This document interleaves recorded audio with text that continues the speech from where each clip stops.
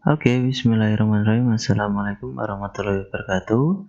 Teman-teman, hari ini kita akan belajar mengenai konsep, tujuan, dan strategi pengasuhan untuk mata kuliah pengasuhan anak atau parenting. Ya, hari ini materinya ada 3 secara garis besar, yakni konsep pengasuhan, tujuan pengasuhan, serta strategi pengasuhan. Nah, konsep pengasuhan paling nggak ada 3 sudut pandang mengenai konsep pengasuhan, yakni pertama pengertiannya, yakni serangkaian keputusan tentang sosialisasi pada anak yang mencakup apa yang harus dilakukan oleh orang tua atau pengasuh agar anak mampu bertanggung jawab dan seterusnya. Kemudian pengasuhan, yakni interaksi antar keluarga atau orang tua dengan anak untuk membimbing, mendidik, mengajar, dan seterusnya dengan tujuan tertentu. Nah, konsep pengasuhan menurut Ki Hajar Dewantara itu menetapkan 5 konsep dalam pengasuhan. Yang pertama adalah pembiasaan, yang kedua belajar sambil bermain, yang ketiga belajar dengan cara memberikan contoh atau teladan, yang keempat adalah pengenalan prinsip norma agama, dan yang kelima adalah memberikan motivasi dan membangkitkan kemauan. Nah, untuk yang nomor 2 dan nomor 3 ini sangat menjadi concern ya untuk pendidikan anak usia dini. Ya, selanjutnya faktor yang mempengaruhi pengasuhan orang tua. Yang pertama adalah eksternal, yang kedua adalah internal. Faktor internal itu adalah faktor dari dalam, yaitu model pola pengasuhan yang didapat sebelumnya. Misalkan orang tua dulu mendapat pola asuh otoriter dari orang tuanya. Nah, besar kemungkinan mereka juga akan menerapkan pola asuh seperti itu pada anaknya kemudian nanti. Itu faktor dari dalam.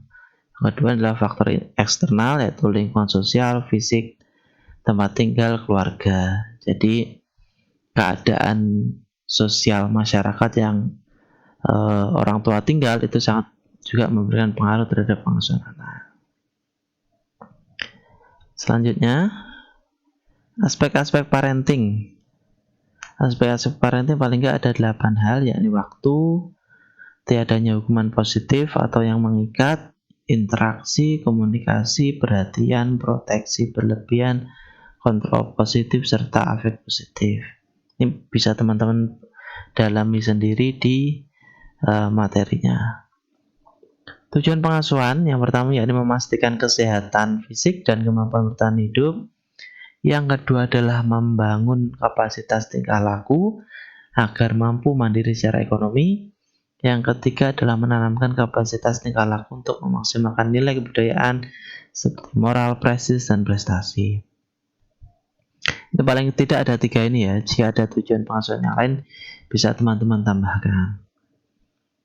Strategi pengasuhan yang pertama adalah memilih pola asuh yang diterapkan pada anak. Jangan pelin-pelan dan berubah-ubah agar anak tidak menjadi bingung. Yang kedua adalah jadilah orang tua yang pantas diteladani. Yang ketiga adalah sesuaikan pola asuh dengan situasi. Yang keempat adalah kedisiplinan tetap terus diutamakan dalam membimbing anak. Yang kelima adalah tanamkan sejak dini agama dan moral yang baik. Unsur penting dalam pengasuhan, responsiveness dan demandingness. Nah, ini selanjutnya yakni tindakan untuk menghindari kesalahan dalam pengasuhan. Yang pertama adalah perlakukan anak sebagai anak. Dengan keterbatasan fisik, keterbatasan pemikiran, perkembangan dan pertumbuhan, anak tetap harus diperlakukan sebagai anak, bukan orang dewasa yang memiliki tubuh yang kecil. Jadi bedakan berkomunikasi dengan anak dan berkomunikasi dengan orang tua, meskipun sama-sama manusia. Yang kedua adalah memenuhi kebutuhan anak, karena proses perkembangan dan pertumbuhan anak adalah masa yang sangat potensial, maka untuk memastikan perkembangan dan pertumbuhan anak menjadi maksimal harus dipenuhi kebutuhannya. Yang ketiga adalah memberi anak kesempatan. Yang keempat adalah membimbing anak untuk membawa diri. Yang selanjutnya yakni menumbuhkan rasa percaya diri. Nah, ini contohnya adalah dengan tidak membandingkan anak satu dengan anak yang lain. Alih-alih berencana untuk meningkatkan motivasi itu justru hanya akan menghancurkan rasa percaya diri anak. Jadi mohon sangat dihindari untuk membandingkan. Yang selanjutnya adalah menanamkan sifat jujur, ini prinsip. Yang terakhir adalah menjadi teladan bagi anak.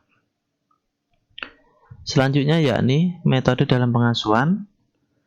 Nah, ini sangat subjektif ya teman-teman. Mungkin berbeda dengan satu dan yang lainnya.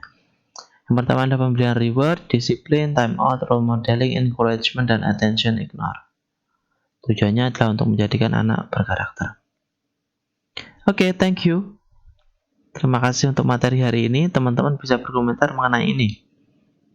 Nah, unsur penting dalam pengasuhan ada dua, responsiveness dan demandingness.